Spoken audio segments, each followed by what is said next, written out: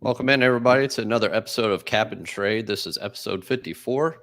I'm joined tonight by Mr. Randy Mueller. He is currently the Director of Player Personnel with the Seattle Sea Dragons over in the XFL and former front office and general manager over a couple different organizations with the NFL and also 2000 Executive of the Year award winner. And I'm your host, TexansCap.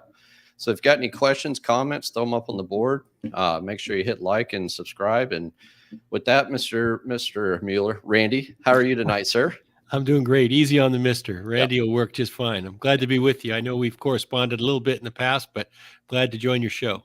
Yeah, no, I appreciate the time, sir. And no, I just got a few things to kind of touch on tonight. And the first one, you know, as we know, Houston hired Demeco Ryans, new head coach, and is still in the process of putting together his coaching staff. And I kind of wanted to get your opinion on Demeco Ryans as being hired as a head coach, but more so like once he's in the building, once we've done the press conference, once we've said hellos and he's met everybody in the building and made those season ticket calls that we see the Texans putting up, like sure, behind scenes in meetings, like what are the few things off the top of your head that him and Nick Caserio are going over primarily? Well, there's a lot, that's for sure. He's going to think he's drinking through a fire hose these first couple weeks on the job, I can tell you that. And at age 38, he's not a seasoned coach to start with, but obviously well thought of. And obviously, I think it's a good hire. But he's going to have a lot of things on his plate from here on in. I always used to say when we would hire a coach, I said, part of the process is the process. And it's been a long 2 or 3 weeks for him. First of all, they played, but even when the 49ers season was over, he had a couple weeks of fielding phone calls, doing interviews. And the problem, one of the things is when you are even a candidate for a job like this, your phone starts ringing off the hook. So you have to deal with everybody who wants a job, everybody who's been in your past that may want to come with you. You have to deal with a lot of things administratively. So sometimes that part of the process kind of eliminates people, in my opinion, because they're not used to dealing with the volume of communications that are out there. And that makes it hard. You don't get a chance to just sit in your office and watch film anymore. You don't get a chance to just, hey, let's devise this defensive scheme and not have to deal with anything else. So the distractions are real, especially once you sit in a job, whether it's as a GM or a head coach, the distractions will add up and you've got to carve out time to still do the job. I think the biggest thing is at least he has Nick, who's been there a couple of years. It's not like Nick's a seasoned front office GM himself, but I think he has been there. He knows where the bones are buried. He knows the mistakes they've made and the things that they've done well. I think the biggest things to really answer your question in a detailed fashion are probably got to go through everybody on your roster and deal with two things. You've got to give medical updates. So you're sitting down with your doctors, you're sitting down with your trainers, and the head coach needs to get as much input as he can from these other people as to where we stand, because decisions have to be made on these players in free agency, on contract issues, big things. So first of all, it's the medical stuff. Then it's a cap download. You've got people that obviously do contracts that are involved in the cap every day. I would be one that would want my coach to know as much as he's willing to take in. So I want to know the details of every deal we have pending, of every deal we have made, and every deal we may make in the future, just so it gives me as a GM a football guy to bounce these things off of. So really it's a bunch of downloading and you're trying to get him up to speed on everything Houston Texan decision-wise. And sometimes that just means taking a lot of information, that things he's never had to deal with before. So in the meantime, oh yeah, you got to hire a staff. So I'm sure Nick is involved in that. He's been a hands-on GM, has been well documented. So I'm sure they're involved in putting together the best staff they could. And then the biggest task, to be honest with you, is once they get that in place, they've got to redefine the job descriptions for each position that they're going to look for to build this team out with. It's hard to find players if you don't have a job description. And it may be one that Nick feels the organization has a philosophy to bring in, but I would think your head coach is going to have something to say about that as well. So Demeco is going to know not only what kind of linebackers he wants, but he's got to give his vision of how he sees this team schematically. And sometimes that can be done without a full staff in place, especially on the defensive side, because that's his area of expertise. But he's going to have to get some offensive ideas so that we can find what kind of an offensive lineman works, its strengths, its weaknesses, what kind of positions are we going to put these players in? Because that criteria that you use to evaluate and value and acquire players is your blueprint that you're going to use for the next 4 or 5 years. So a lot of big informational meetings, and they're spending probably way too much time behind closed doors and not enough watching tape and getting to know my team. Yeah, I can't imagine having even time to watch any tape. But the job description part, that's really interesting to me because you're making this big transition from Lovey Smith's Tampa Yep. to not a not a not a very complicated system. He ran a pretty vanilla defensive scheme, and so you're making that big transition from that to this. And then it looks like it with Bobby Slowick potentially coming in as the offensive coordinator, according to all reports. He's going to bring over a zone blocking scheme, which is completely different than the power gap scheme that they ran before that. So, Right. so you're looking at basically but when you say job description, you're defining the traits, right? You're defining that this is the size players we need. This is the speed that they can run. These are the type of systems that they have knowledge in. This is what I need from my middle linebacker and what his ability is to do. This is what I need my offensive tackles to be able to do, to be mobile, to get out and pick up blocks and things like that. So that's what you're saying basically on a job description, is getting real granular on every position across your roster of what you define that position, that player to be able to fulfill. Yep. I think they have to set the criteria, and you may talk ad nauseum for hours and sometimes days on how the priorities of those criteria come out, because one thing that might be important to Lovie Smith and his scheme won't be as important to Demeco, or vice versa. So you've got to set the criteria for all of these jobs. And so you may have 4 or 5 things that we're going to ask our corners to do per se, but one might be press, one might be play off, one might be play all kinds of different techniques. Another one might value tackling more than not. Another one might say, well, unless he's going to force the run and find a way to keep the balls inside him in the running game, that's fatally flawed. All of these strategic things, all of these visions as to what you want your defensive guys to do factors into these job descriptions. And then there's a disconnect in a lot of NFL front offices where the personnel guys aren't looking for the right kind or the same guy that the defensive coaches are looking for. And that just as an example, and you have this at every position throughout the roster. So there will be some disagreement. There will be some acquiescing to common ground in all of these things. I remember talking with Nick Saban about this for hours one day. Him and I sat down and kind of mapped out our criteria, and he was really good to me in that he allowed me to have some input, but he was, as you might know, a strong, opinionated guy who has had very much success. So I'm not going to tell him what we're going to look for. So we had to work together on it. And these are all projects that Nick and Demeco will have to work out, and it's going to take some time. Yeah, and that relationship, I think, is going to be really interesting to watch and monitor, especially over the first 6 months or so, because Nick, by function of the head coaches that were here the past 2 years with David Coley and Lovie Smith, Nick kind of got thrust into the forefront and kind of was the face of the franchise per se. Yep. There was no star quarterback on the roster or anything like that. And the feeling that I get when you watch the press conference, the intro, and you talk to people behind the scenes, it's like Nick is really looking for somebody to be collaborative with. Mm-hmm. And before, I felt like he really had the reins on the roster. And so curious to see how much input, and I don't want to say roster control, because I think that's kind of a funky thing to define, like who has control over the roster. I think it should be a collaborative effort between your coach and your GM. And your GM is trying to identify players that fit the coaches, like those job descriptions, like he lined out. Yep. That's the GM's, their job responsibility per se is just try to fulfill those job descriptions. So it'd be fun to see how that balance goes between them, because it almost kind of get the feeling that Nick is more of a micromanager in some aspects. And so I wonder if he's going to kind of hand off and be more collaborative this time around. And you see that with the coaching staff that they're building. They're not just sticking with just one bucket they're pulling out of. They got Matt Burke coming over from Arizona. A couple guys coming over from San Francisco, and they're really just kind of picking across the league. So I think it's going to be a more wide berth, wide decision tree, and with Demeco and Nick at the top per se. No, I totally agree, and I'm hopeful that Demeco will have some say in this. And to be honest with you, and I'm sure we'll get into this, the Texans aren't good enough right now, so they need some vision from outside the building. It just can't be, a monocular view of this is Patriot South, because that hasn't worked real good, and it hasn't worked in other places where they've tried it as well. Unless Tom Brady's coming or Bill Belichick's coming, it's probably not going to work here either. So they've got to have some outside the box thinking.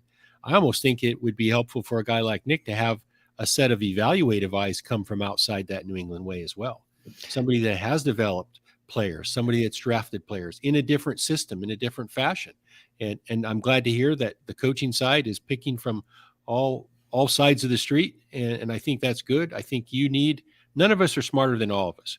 Mm-hmm. And at the same time, we want guys that can work together, that can build consensus, and they need that on the personnel side too. So now would be the time to do it. I mean, let's face it, they have not had 2 very good years. This is the 3rd coach in 3 years, and it's not all about the coach.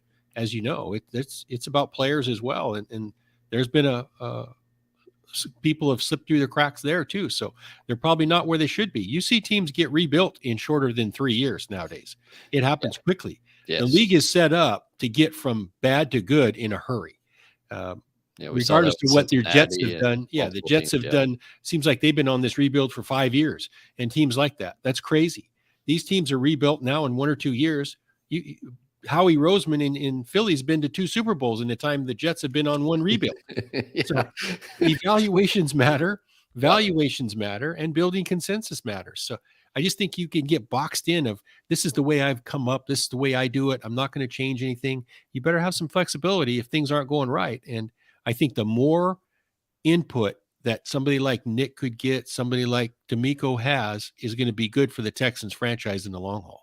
Yeah, and I think flexibility is something that's coming. I think Nick maybe finally realizes he needs to be a little more flexible and not just build off of that New England way. And I can say multiple pieces of the fan base are tired of Patriot South, that nomenclature, and want to move on with that. Yeah. So, I mean, we've seen it time and time again not work in multiple places. So it's definitely exciting. It's an exciting time for the fan base. It's probably I go to all the games. I'm up in the press box every week, and when they're playing at home, and you just seeing the stadium as empty as it is. And now you see the fan base completely energized. It's very exciting to see that coming back, and hopefully they can continue on this path. The talk about the interview process, it seemed like a very well run interview process this time. Houston interviewed 7 or 8 folks. It looks like at least 4 or 5 of those end up taking head coaching positions across the league. So they had a good eye on who they wanted to interview. But there was a report that came out today from DJ Bieneme of Houston that some of the interviews included potential discussions what Houston might do at pick number 2. And I find that hard to believe. Or maybe it's more of a high level 30,000 foot discussion with that number 2 pick during your head coach interviews. But I can't imagine you getting that granular in that type of interview, being this far away from the draft. Do you think there's anything to that type of report? I don't think there would be at all. I think that's a pie in the sky conversation. For one thing, these coaches wouldn't be qualified to even answer that. So you can have a 30,000 foot discussion on it, but for one thing, they've been all coaching for the most part. They have not ever done this before. If you're talking about just assistants, so they wouldn't be qualified. They wouldn't be up to speed on how this would happen. Hey, I do it for a living and I'm not up to speed on it yet. So to have that kind of conversation sounds to me like it'd be pointless. Yeah. Just pointless. Yeah. That's kind of that's been the common feedback on that report. And I mean, I love DJ with all my heart. He's a good dude. And I don't know him, but that's a tough one there. But so, but there's a lot of things happening for Houston. It's very exciting. And there is one veteran player on the roster that has a lot of people taking questions. And I'm not sure how familiar you are with the situation with Brandin Cooks.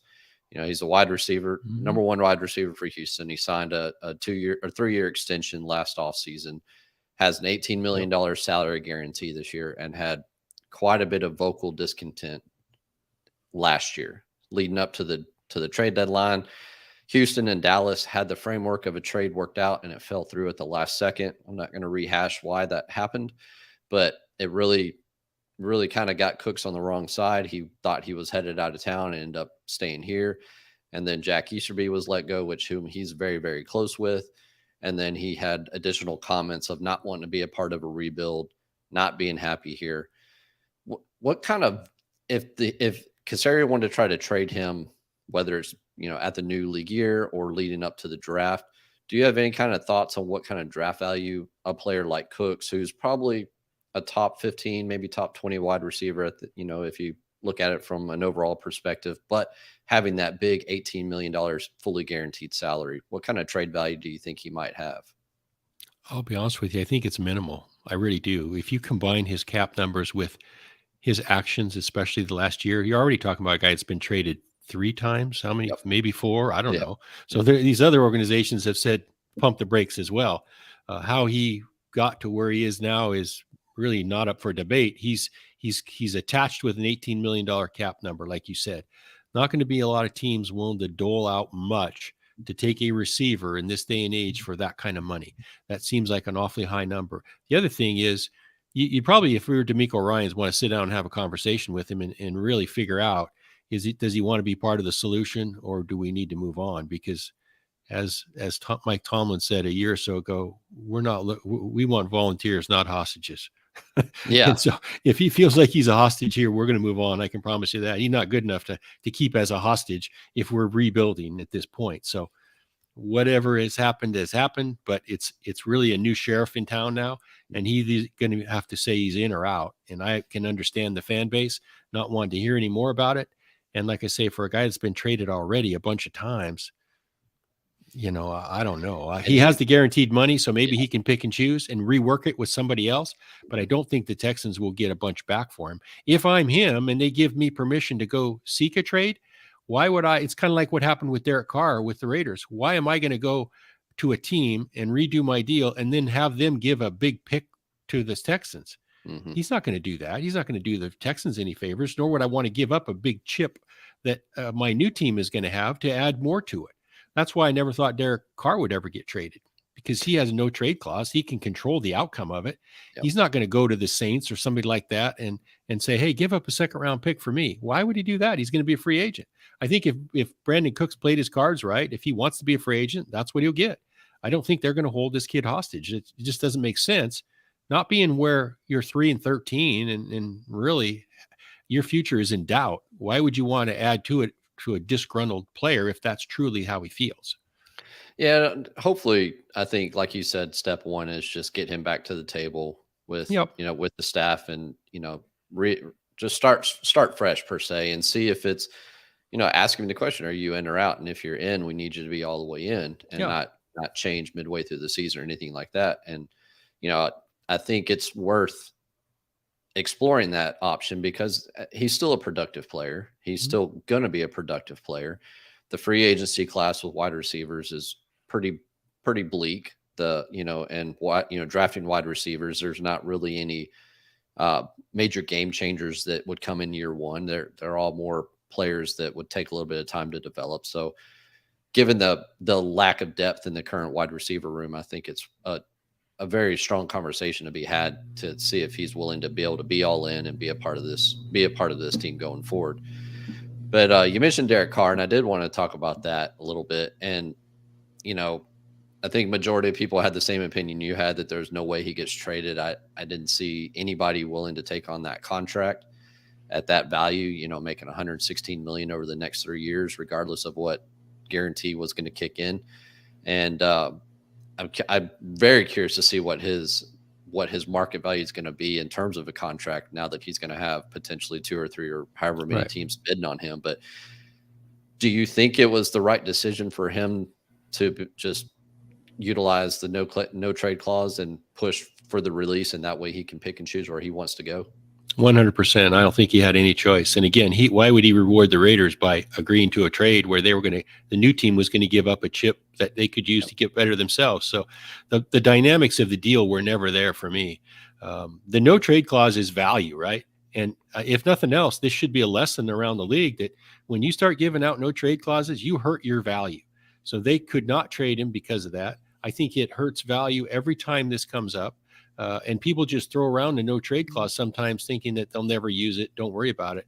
This came back to bite them. I think the worst thing that could happen is now for the Raiders to have egg on their face is that if Carr does sign with the Saints, all he did was go spend 2 or 3 days there last week, get to know him, get the physical, do all the dirty work. Now they're going to sign him to a deal, and he's not going to have to take a pay cut. I got news for you.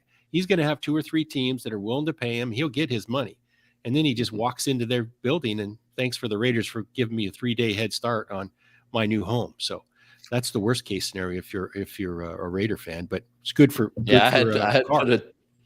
had put a tweet out there that it was nice of Los Angeles to allow Carr and New Orleans to pre-negotiate his free agent contract. Exactly. While he was and trust me, no trade clauses. That Houston fans were very well aware of those when we went through the whole Deshaun Watson saga and his no trade clause. So it's legitimate value. Yeah, it is. And it was interesting. There was a Joel Corey who writes for CBS Sports. He had made a note, and I didn't realize it. And I went and looked at the player contract. DeAndre Hopkins had a no trade clause, and it was voided when he got that 6-game suspension. And I hadn't seen that before in other contracts. So I went and looked at his player contract, and sure enough, I posted a screenshot on Twitter today that it says in there, if player defaults on paragraph 27, which is back to his salary guarantees, and if he's suspended by the team or the NFL for any specific reasons, this no trade clause becomes null and void. So he lost that value, like you said. He lost that value when he got that suspension. So interesting. But so it'd be. I mean, it seems like Derek Carr, and then obviously Aaron Rodgers, once he makes his decision, what he wants going to do, and it seems like arrows pointing towards him getting traded. I think it feels like those are going to be the top 2 potential free agents, and we say free agents with air quotes with Aaron Rodgers. Right. Somebody's going to be taking on a huge contract there. But what on Aaron Rodgers on the side of that, like, I just don't see how Green Bay would be able to get that much value back on Aaron Rodgers. I mean, he's 39. He's still a great quarterback. Don't get me wrong. And he probably still will be a great quarterback for another year or 2 or however long he chooses to play.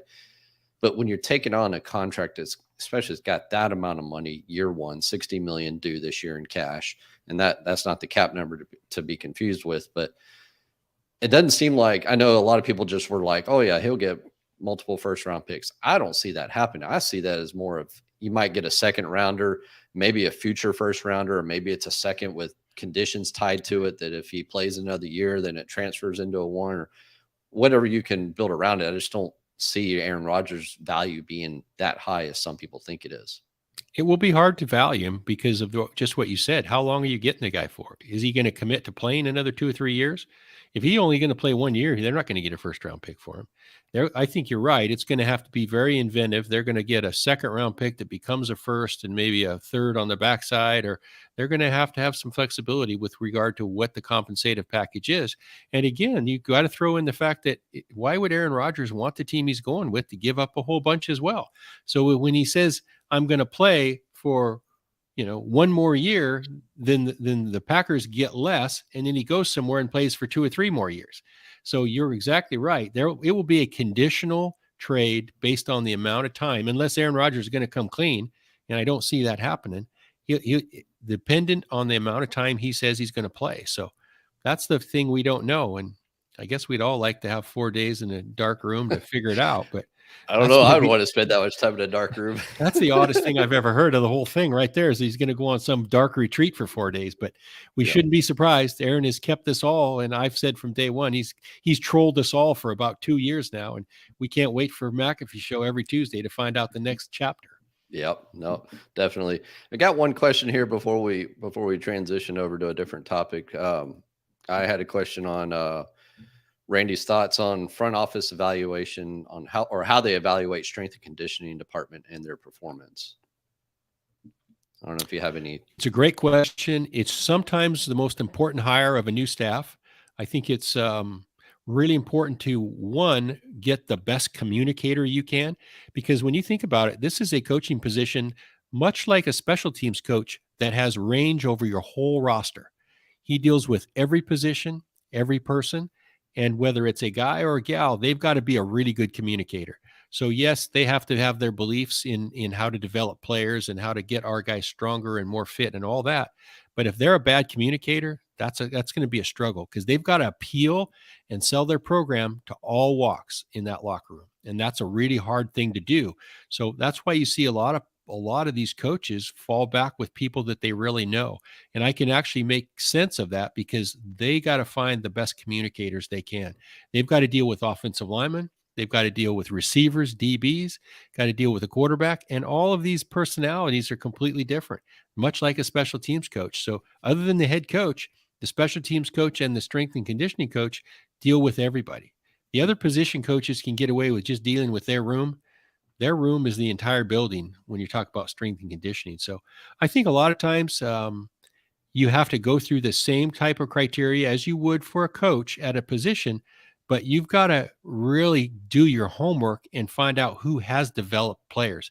And sometimes that's really hard. There's some gray area there. What do we determine as being a success?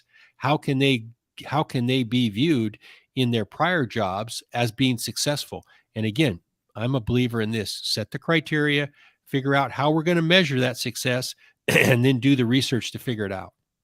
Ah, good. Yeah, and it sounds like Houston's going to retain Mike Eubanks, who was the current strength and conditioning coach. So reports say that he's going to be retained. And one question kind of popped in my head while you're talking. So the Texans, their second first round pick last year, Kenyon Green, plays left guard. Mm-hmm. Kind of really had still kind of a young man's body, Yep. Really didn't look like an offensive lineman per se. Still looked like he had that college kid kind of build on him. Yep. And I saw, when I go to training camp, you see the rookies when they come out after 1 year in their second year and they've spent a full season in an NFL locker room. It just seems like a huge body transformation. Yep. And is that pretty common that you would see those, those rookies? And it depends on the college system. Some facilities, some systems may be stronger than others, and plus it's just a maturation of the player themselves and their body, and as they grow into an NFL body. But it seems like that year 1 to year 2 is that big transition step for players and their bodies and their builds and their strengths. I think it's true in general. I would say this: A&M has had a pretty good program. I can't imagine them not putting out a guy that's strong, that has been developed.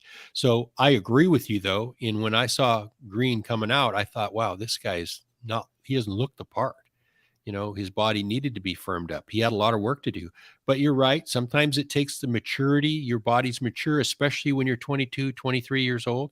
We're all going to grow up at that point, and our body's going to go through some changes. So I do think it's great to have those guys to work with. And I would probably be more concerned with a player's work ethic, his character, and a little bit of his background, as opposed to what he really looks like when he comes out of college, because there's different reasons why he might not be fully developed.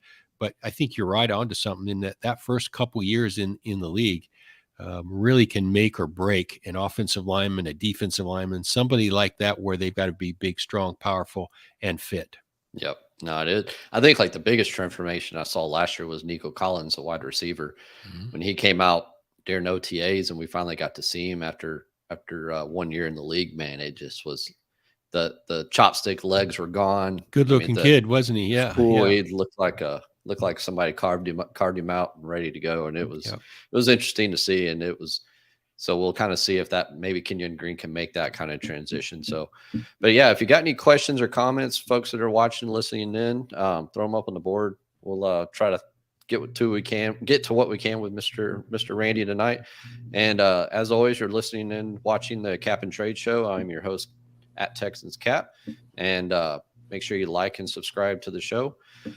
So we're trying to transition a little bit over to the draft, and there's been a lot of buzz the last 24 hours now that Jim Irsay fired off his comments both at the presser and then followed it up with a little fun tweet with the Chicago Bears. And I think it's probably a little bit of a trolling, a little bit of him having fun at the expense of everybody else, which is fine. Yeah. We know draft season is coming up, and it's already in play, ready to go. And it's it's pretty much you just can't believe anything you read at this point for the next 2 months as we head up to the draft. And Nick Caserio usually keeps things pretty close to the chest as well. So what do you what is your read currently on the situation with Chicago at 1.01? And I know things can change between now and then, but I personally don't have the opinion that they're going to get the kind of trade values that people think they're going to get. And I think it's going to almost be to the point where they're not going to see the value in trading down and trading out of that spot. Now, maybe Carolina, Atlanta, or somebody wants to make a big jump up. There's even a report that Tennessee wants to make the huge leap up there. But I think everybody's kind of looking at Indianapolis and Houston as they're both looking at potential looking at taking quarterbacks. But my eyes today, I just don't see how Chicago, with the way the board is potentially stacking up, for them to be able to trade out of that position for a massive haul of picks like some people are thinking there is. I totally agree. I don't see a quarterback that I would be willing to do that for. And as we know, these kind of deals are made at the highest level when there is a scramble for quarterbacks. Nobody's trading up for other positions where they're giving a massive haul like you just mentioned. I'm with you. If I was a betting man today, I don't think the Bears will be able to get a deal that makes sense for them to trade down, because when you do trade down, you're trading out of a X quality amount of players as well. So you got to be careful how low you go. The other thing is it's supply and demand. And I don't think there's going to be teams willing to go up. I keep hearing the Bryce Young stuff, and we all talk about that. And that's Baskin Robbins has 31 flavors for a reason, right? We get to pick our favorite when we walk in the door. Yep. That wouldn't be my favorite. I know a lot of guys in the NFL where we're not looking for 5'10", 180-pound quarterbacks. So I don't think there's going to be I don't care what they say on TV, there's not going to be a gold rush type run on trying to get up to get that type of a quarterback. It's just not going to happen. I see a lot of comments and people making assessments of a player like that. And Bryce Young is what he is. He's a good college player. I get it. But people that say this and that are mostly people that have never picked a player in their life. They've never had to go on the clock to say, hey, this guy's going to be our guy for 10 years. There's a lot of things that are involved in that. It's not about, I laugh when I hear these draft gurus say, let's just take a chance. Let's do this. I got news for you. Nobody's taking a chance in the first round. They're not. They're really not. Nobody's rolling the dice and saying, hey, this sounds like a great idea. Let's do it. It's not the way the NFL works on the inside. So, I'm with you. I think the Bears are going to pick there, and I think they'll get a really good player. I don't think there'll be a scramble up to get a quarterback. The other ones that are available, I think will be available. The other thing is I think they've made strides with Justin Fields in Chicago. I don't think he's going anywhere. I heard some idiotic things on TV the last few days about Bryce Young being so much better than Justin Fields. And again, everybody can have their opinion. I just know how the NFL works, and I know a lot of these evaluators, and they're not going to see it that way. I think Justin Fields made progress. I think can be looked at now as where maybe Jalen Hurts was a year ago. And there's some athleticism, there's an arm, there's all skills now that we've actually shown to be improved last year, and a new coaching staff that's willing to do something with those skills. So long-winded answer, I apologize, but I don't see the Bears moving at all. Yeah. And we all have our opinions on the quarterback situation, and I've been a very adamant fan of Bryce Young. I understand he is an outlier, and I get it. And, you see everybody looking at pictures online and comparing his height against other people and trying to figure out how tall he really is. And we'll find out when it comes to pro day or combine, and the true numbers will come out. And, he's a very dynamic player, and he very well could be a very successful quarterback, or his size may be an issue. And then you look at other players where they're more prototypical type size players with Stroud and Levis. Yep. And then Anthony Richards, who's a little bit more raw, and they all have their plus or minuses per se, and have their things that are viewed well, and some things they need to work on. And to your point, I think Chris Ballard is a perfect example of it, that he's going to stick to his traits. He's going to stick to, like you said, the job description of the position and what he's looking for in a quarterback. And same with Nick Caserio. Maybe they do take Bryce Young, but if you go back and look at New England's draft history, I'd be shocked. They never had a pick this high up in the draft, because they were always in the Super Bowl or playing, in the playoffs. So their draft picks were always late in the first round. But you go back and look in their draft history, they never drafted a quarterback that was shorter than, I think, 6'1". And so, those things matter. And maybe they go outside the box, but it's just tough for a GM. And I'm sure you can attest to this. It's tough for a team to go outside of their designated traits for a player at that spot in the draft. That, once you get into late day 2, early day 3, maybe that's where you start taking chances on players that show they have maybe very good athletic scoring, but maybe they're not fitting the trait. And that's where you start making those adjustments. But at 1.02, I can see from a front office perspective, it's hard to take a step out of that box with that high of a draft pick. Yeah, it's almost impossible. And I happen to know the Patriot system. We ran that system when I was in Miami with Nick Saban. Him and Bill Belichick are the best of friends. And so he carried that with us to Miami. And we actually had insurance built into our system against ourselves to do something like you just said. We could not draft a 5'9" corner until the top of the 3rd round. Okay. We could not draft a undersized defensive lineman until the top of the 3rd round. We had built-in mechanisms that would not allow us to do that. So that was your draft guardrails per se. That was but they came from New England. Right. So guess who came from New England as well? Yep. He's going to have draft guardrails. I can promise you. And they're going to be stringent, and they don't make them public. I get it. We never did. But I know internally that these guidelines are there because you don't want to jump outside, like you said, the box to make a pick like this. And it's size is one thing, but size leads to durability issues. I don't care if it's a corner, an undersized linebacker. Bill Parcells told me this about 30 years ago when we first got to know each other and started talking. He said, Randy, little guys get hurt. He said, it's not my opinion. He said, it's just fact. Go back and study him. It is a big man's game, and little guys get hurt way more often than you think. And again, it's irregardless of position. So that's one that I've lived with for a long time. And I think there's a lot of guys in the league that do the same thing. I can't believe a Bill Belichick disciple would think differently. Yeah. It's the same system. Yeah. It'll be interesting to see, Nick's going to try to, he's going to have to stick to his board. Like you said, those traits, but I feel like there's that momentum being built within the fan base to get the fans back into the stadium to continue building off what momentum they have with Demeco Ryans. And I truly do think a quarterback is very much in the crosshairs for them at 1.02. I just don't know who it's going to be just yet. And, got plenty of time to try to digest and pick and do and figure out all that. But, one thing, and speaking of trades, and I've always wanted to ask people that have worked in positions such as you have, and I've heard Nick talk about it as well a few times, but value in draft day trades, right? So we all know there's the famous Jimmy Johnson draft chart, the point system.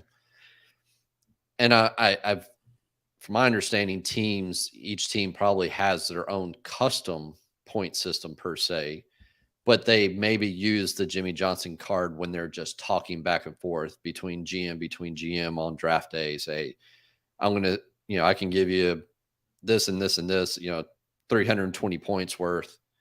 What are you coming back with me yet? Do you think that's pretty accurate today, that maybe that's the common discussion points or the common language that they speak between the two when they're making these trades on draft day, but they're also putting it on hold and like, okay, what does our system say?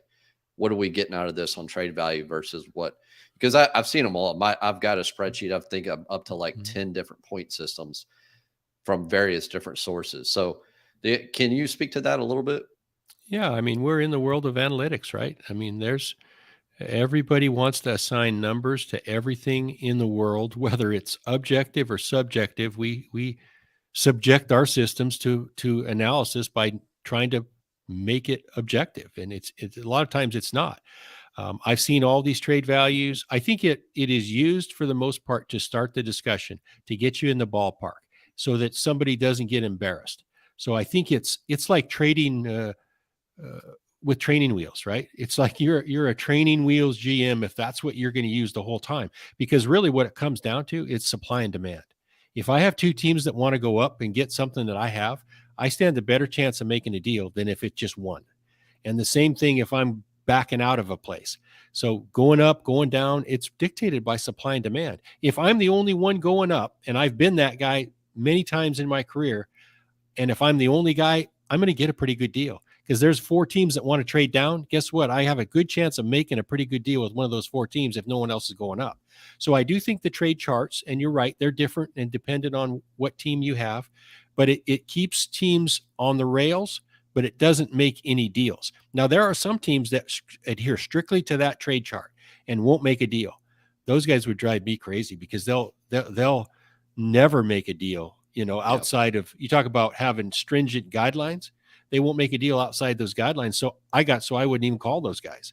If we don't have an exact point system, and I'm not looking to rob them or do anything like that. I'm just looking to apply the supply and demand philosophy in that if they really want to come down, they might have to take a discount to do it, and vice versa. So I think there's common sense that's involved, but I do think those charts more now than ever are prevalent to at least get the discussion going.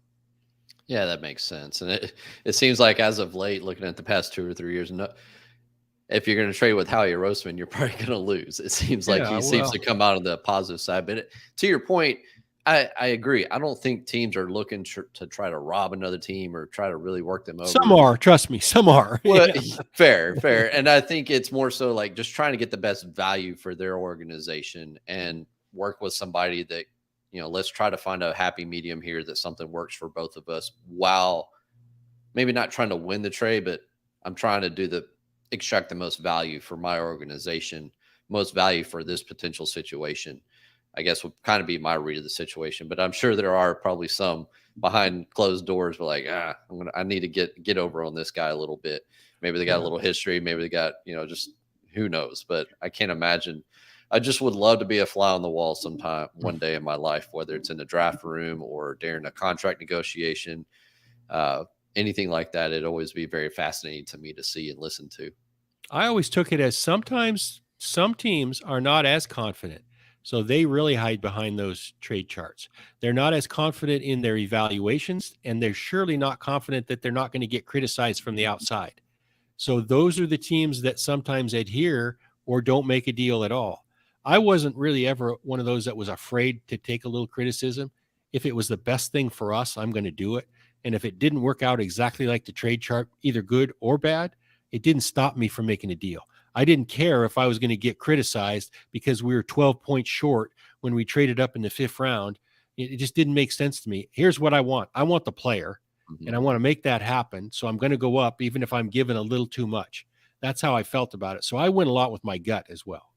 Yeah, we've seen that with Nick. He's with Caserio. He's moved up and down the draft already, 2 drafts in now, but he's been really aggressive in that 2nd and 3rd round, trading up for John Mechie last year, trading up for Nico Collins in the 3rd round year before that. And, he has no qualms about moving up or down. And that was, almost a staple of Bill Belichick and how he navigated through the drafts over the years. It seems like they're constantly moving up or down. And you just try to identify, like you said, you find a player you like, and confident, and you find a partner that makes sense. And if you're giving up a little value, then you do it because you feel confident in that player and you go and get them. So that's a good thing. I appreciate the feedback on that. I do have one question here from Travis regarding draft history. So what draft pick in your history are you most proud of? Well, for me, it's a fairly easy one, and I've had a pretty long body of work in that, but I always go back to the Walter Jones pick in Seattle. Most people think he's the best offensive lineman to ever play in the league, and I'm surely not taking credit for any of that, but it's funny. He wasn't even our first pick that year. We drafted Sean Springs with the 3rd pick, and then we drafted Walter with the 6th pick. What we had done was we had either the 10th and 11th or the 9th and 10th pick to start with, and we ended up making several trades to turn them into 3 and 6. And we drafted Sean Springs, a corner from Ohio State, at 3, who went on to make Pro Bowl, and then Walter Jones, who we all know is a Hall of Fame left tackle, with 6. And I would be hard pressed to think of a pick that turned out better for a franchise. I mean, he's cornerstone left tackle for, 15 years or however long it was. So probably an easy one for me to say that was the best pick that we as a group were able to make. Yeah, no, I appreciate that. one last thought that I just kind of want to get your take on, just kind of, you don't have to dive into the weeds or anything like that, but just what's your kind of overall take on how Nick Caserio has managed this team, this organization through the first 2 years? It's been a difficult situation. Bill O'Brien and the previous administration did not do did not do the team any favors with some of the contracts they handed out and how the roster was constructed. And then, dealing with the whole Deshaun Watson situation and how the team navigated through that. I mean, what's your kind of read on his first 2 years in and where the team is headed? Well, I'll say this, and I don't know Nick personally, and I don't want to offend anybody, but he was dealt a shit sandwich. I mean, really, it was not a good situation for all the reasons. And there's even more that we could get into, as you know, because you're a part of it all the time. So through that, he's tried to endure a couple different coaching searches that have been hard to follow and hard to connect dots on for whatever reason. I don't know. So I think if you were, and far be it from me to be on the outside being critical, you'd probably give the first 2 years a C- to this point. Maybe Demeco Ryans gets them going a little bit. Like you said, some momentum is built. I just hope there's flexibility, because what we started our conversation with about the Patriots way, although it's great and I have respect for what they have done in New England, it is almost impossible to duplicate it, and you have to be yourself. And so I'm hopeful that, if nothing else, that he has learned the first couple of years that I got to think outside the box a little more. I would add to my personnel staff, like I said before, I would get some go-to evaluators that I really trust. And I'm really, when you limit yourself on gathering opinions, that's not doing justice to the job and to the franchise. So hopefully he can add a few evaluators to the mix and get some different opinions, and maybe even a guy or two that have built teams before. I always felt that was valuable, to have eyes that came from other places and other ways of doing things to add to the mix. Now, maybe Demeco Ryans is that guy. Maybe he will do that. Obviously, he's been with a couple teams as a player. He's been with the 49ers now, who do things totally different than the Patriots do. So maybe they will make some more changes, but now's the time to do it. Long term in the NFL, let's face it, is 2 or 3 years now, and it's been 2 years. So I think the job so far, the results kind of speak for themselves. You'd have to see some more progress here before you really could say, hey, we're headed in the right direction. They were stuck with a bunch of couple bad hands. Like you said, cap numbers, trades that eliminated draft picks, the Deshaun Watson whole debacle, that was not Nick's fault at all. Whatever happened with the Jack Easterby thing, that's been a black cloud as well. So all of these things have been in the mix. It's hard to do your job when you have to deal with all these kind of distractions, and maybe he's doing as good as he can to this point.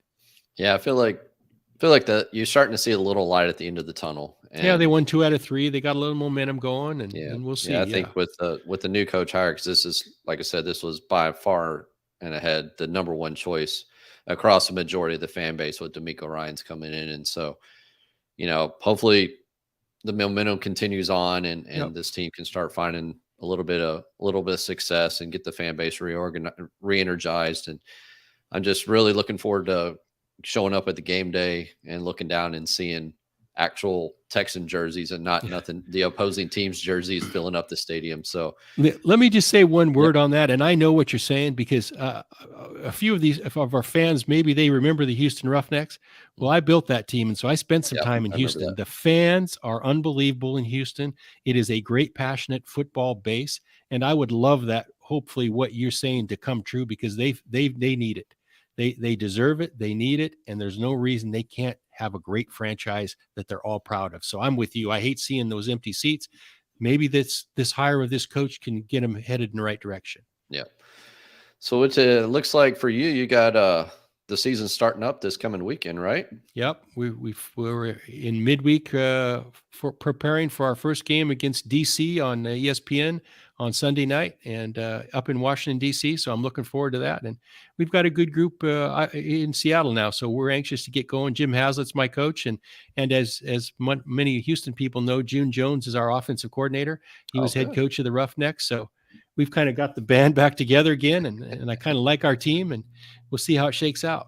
Yeah, no, it's exciting. It'd be Be fun. Are you traveling up to the game, or do you stay? Oh yeah, back in no, Dallas? we'll travel. We'll head up on Saturday, and I would like to say we'll see you when we come down to play the Roughnecks, but we actually play the Roughnecks in Seattle, so Oh, they are not okay. in our division or our side of the conference. So Right. we'll play them up in Seattle. So I won't get to go down and see those Roughneck fans that were awesome, even for a 35-year NFL guy.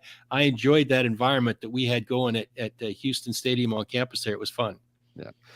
Well, Randy, I appreciate the time, sir. I think that's about everything I had that I wanted to cover tonight. I appreciate everybody listening in and the questions that were posted and all the support that the channel continues to gather and garner from everybody involved. And, like I said, make sure you like, subscribe. It really helps the channel out, helps me continue to grow and try to make this the best product and make it the most fun product that we have out there covering the Texans in the league. And, Randy, again, I appreciate it, sir. And I wish you the best of luck and success this coming season. And don't hesitate to reach out. I'm sure I'll be sending you a message here or there on Twitter. And if I got any questions or concerns, and you've always been willing to answer. And I appreciate that. So with that, we'll go ahead and close it down. And Randy, I hope you have a good night, sir. Thanks a lot. I enjoyed it. Anytime. Good to be with you. All right. Well, with that, we will close it down. And everybody have a good evening. Thank you.